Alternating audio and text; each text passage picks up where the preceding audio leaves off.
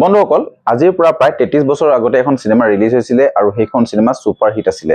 মই তেতিয়া চাবলৈ নাপালো কাৰণ মই জন্ম হোৱা নাছিলো আৰু তাৰ পাছত যেতিয়া মই চালো সেইখন সিনেমা মোৰ বহুত বেছি ভাল লাগিলে আৰু সেই সিনেমাখনৰ এটা সিকুৱেল আহিছে যাৰ নাম হৈছে খলনায়ক ৰিটাৰ্নছ। ঠিক আছে, মানে সঞ্জয় দত্তৰ যেতিয়া 1993 চনত এখন সিনেমা ৰিলিজ হৈছিলে খলনায়ক, সেইখন সিনেমা বহুত বেছি সুপাৰ হিট আছিলে, অডিয়েন্সে বহুত বেছি ভাল পাইছিলে আৰু এটা নতুন ট্ৰেকত সিনেমাখন গৈছিলে। ঠিক আছে, 1993 আৰু এতিয়া আহি গ'ল 33 বছৰ পাছত এখন খলনায়ক ৰিটাৰ্নছ বুলি এটা এনাউন্সমেন্ট আহিছে জিঅ' ষ্টুডিঅ' মিলি, যি নেকি সঞ্জয় দত্তক মানে এতিয়া আমি এনেকুৱা হৈ গৈছে না, সঞ্জয় দত্তক দেখি আমি কামোৰ পালেও বা বেয়া পালেও বা তাক লৈ যদি মানে ফ্ৰাষ্ট্ৰেটো হওঁ তেতিয়াও উপায় নাই, মানে আমি চাব লাগিবই।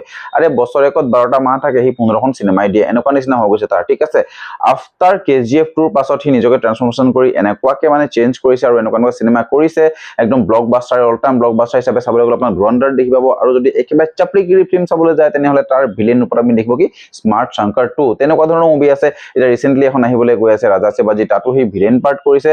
আৰু এখন আহিবলৈ গৈ আছে মাৰ্টিনৰ নিচিনা ব্লকবাষ্টাৰ, একদম সুপাৰ ব্লকবাষ্টাৰ ফ্লপ হোৱাৰ মুভি, যাৰ নাম হ'বলৈ গৈ আছে কি KD। সঞ্জয় দত্তৰ অৰাটো মানে বৰ বেলেগ এটা ফাৰ্মিং হ'বলৈ গৈ আছে, গম পাই নাই? কাৰণ গাদ্দাৰ 2 যি নেকি 22 বছৰ আগতে চিনেমাখন গাদ্দাৰখন ৰিলিজ হৈছিলে আৰু এতিয়া 22 বছৰ পাছত যেতিয়া ৰিলিজ হৈছিলে সিকুৱেল, তেতিয়া গাদ্দাৰ 2খন সেইখন একদম ব্লকবাষ্টাৰ ওলাইছিলে। তো খলনায়কখনো ব্লকবাষ্টাৰ হ'ব নেকি?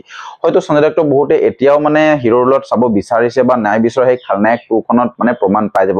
কাৰণ সাইড ৰোল বা মেইন ভিলেন ৰূপতো তাক বহুতে বেছি ভাল পাইছে আৰু সেইকাৰণে তেখেতৰ সেই বস্তুটো মজা লাগিছে। কিন্তু এতিয়া যদি তেখেতে মেইন পাৰ্ট কৰে, মেইন হিৰো ৰোলত যদি মানে চিনেমাখন কৰে, তেনেহ'লে কিমান অডিয়েন্সে সেই চিনেমাখনক লৈ উৎসুক হ'ব, কিমান অডিয়েন্সে সেই চিনেমাখনক লৈ মানে এক্সপেক্টেশনছ ৰাখিব, সেইটোতো পাছতে গম পোৱা যাব। আৰু তথাপিও যি কি নহওক, জিঅ' ষ্টুডিঅ'য়ে যেতিয়া এনাউন্সমেন্ট কৰি দিছে, ইয়াৰ এতিয়ালৈকে জাষ্ট এটা গ্লিমছ আহিছে, ফাৰ্ষ্ট লুক আহিছে, কিন্তু এতিয়াও ইয়াৰ বিষয়ে বহুত বেছি বেলেগ তথ্য ফাদিল হোৱা নাই। ঠিক আছে, আমি এটা টিজাৰ বা ট্ৰেইলাৰ আহিলে ইয়াৰ বিষয়ে বহুতখিনি কথা মানে জানিব পাৰিম আৰু কথা পাতিব পাৰিম এই খলনায়ক ৰিটাৰ্নছৰ ওপৰত।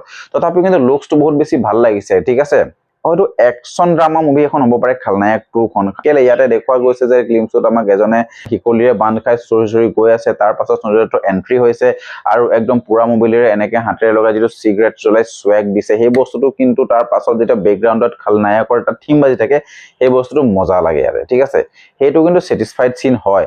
কিন্তু তথাপিও মানে 1993 যেনেকে মানে বাল্লু বাল্লমৰ কেৰেক্টাৰ লৈ পেলাই সেই চিনেমাখনত মানে এটা ছুপাৰ হিট টেগ কৰিছিলে, তেনেকুৱা ধৰণৰ এই চিনেমাখনে কিমান কৰিব আজিৰ যুগত, সেইটো কিন্তু চাবলগীয়া। তাত মাধুৰী দীক্ষিত আছিলে, জেকি শ্ৰফ এজ এ পুলিচমেন হিচাপে তাত কাম কৰিছিলে, আৰু ইয়াত এতিয়ালৈকে মানে কেৰেক্টাৰ কেইটা কোন কোন আহিব তেনেকুৱা ধৰণৰ একো ভালকে আপডেট হোৱা নাই।